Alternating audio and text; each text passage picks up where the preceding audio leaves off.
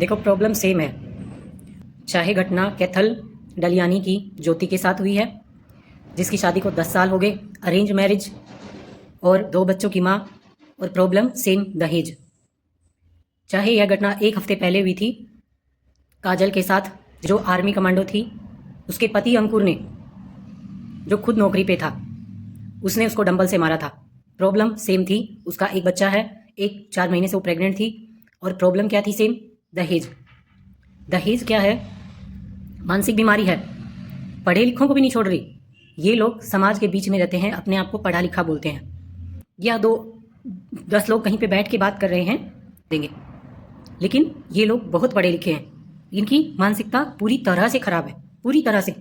इतने पढ़े लिखे हैं ये लोग, मतलब आए दिन की कहानियां हैं ये। आए दिन कोई ना कोई औरत, पता नहीं कितनी औरतें इसी दहेज की बलि चढ़ जाती हैं।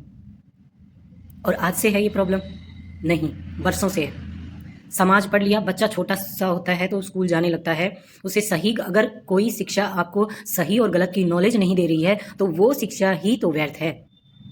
आप चाहे कितनी भी बड़ी नौकरी कर लें, डिग्री हासिल कर लें, लेकिन मानसिकता ही नहीं बदलेगी। अगर आप सोच ही नहीं सकते कि आप क्या सही कर रहे हैं, क्या गलत कर रहे हैं, अगर आप पढ़ लिख कर इतना नहीं सोच सकते कि आप क्या सही कर रहे हो, क्या गलत कर रहे हो, तो फिर पढ़ने का क्या फ़ायदा? आपसे ज़्यादा अच्छे तो जो बकरी चराते हैं वो लोग होते हैं।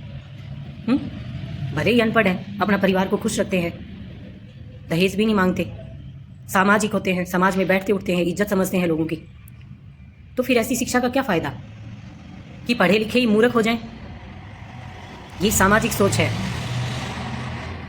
जो हमेशा औरतों को नीचे देखने पे मजबूर करती है कि भाई पति एक बार हाथ उठाए ना, कोई बात नहीं, उसका ईगो हर्ट मत करना। नहीं, पति एक मारे तो उसको 10 मारो। इतनी कमज़ोर नहीं होती औरत। अरे 2 बच्चे पैदा करती है, आदमी नहीं पैदा कर सकता। आदमी थोड़ी पैदा कर सकता है 2 बच्चे, एक भी नहीं कर सकता। अपने हक की लड़ाई खुद लड़ना सीखो। नहीं होगा भाई, ऊपर पर से लेप लगाने से ऐसी चीज़ें ठीक नहीं होती। जो मानसिक रोगी होते हैं ना इस तरह के, जिनको दहेज चाहिए या फिर दिमाग में कोई कीड़ा होता है, वो लोग कभी नहीं सुधरते। आप लोग बेशक से उन्हें मत समझाइए। अपनी बेटी को ये शिक्षा दीजिए कि बेटा एक मारे ना तो 10 मारना उठा के, ठीक है? तेरे को जलाने की कोशिश करे ना तो तू भी कुछ करना, छोड़ना मत। लेकिन मरना तो है ही, कोई नहीं, अच्छे से मरेंगे 2-4 को साथ लेके।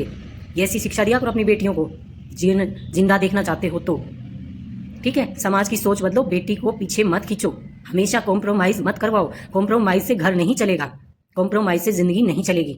आप 1 दिन ठीक कर देंगे, आप 10 दिन ठीक कर देंगे, 10 महीने ठीक कर देंगे, लेकिन जो कॉम्प्रोमाइज़ है ना, एक दिन एक औरत की जान लेके चला जाएगा। समझ रहे हो? कॉम्प्रोमाइज़ से घर नहीं चलता है।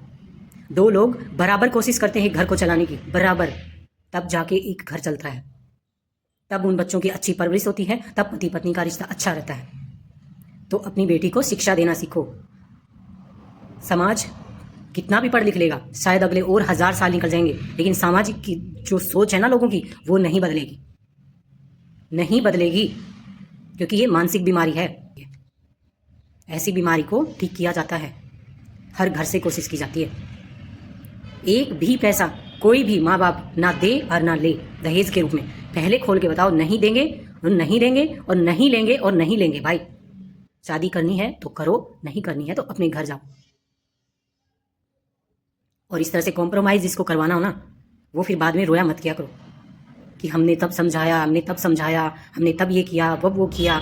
उससे कोई फ़ायदा नहीं है। जो मर गया वो आना नहीं है, जो पीछे रह जाएंगे बच्चे, उनकी ज़िंदगी कभी सुधरनी नहीं है।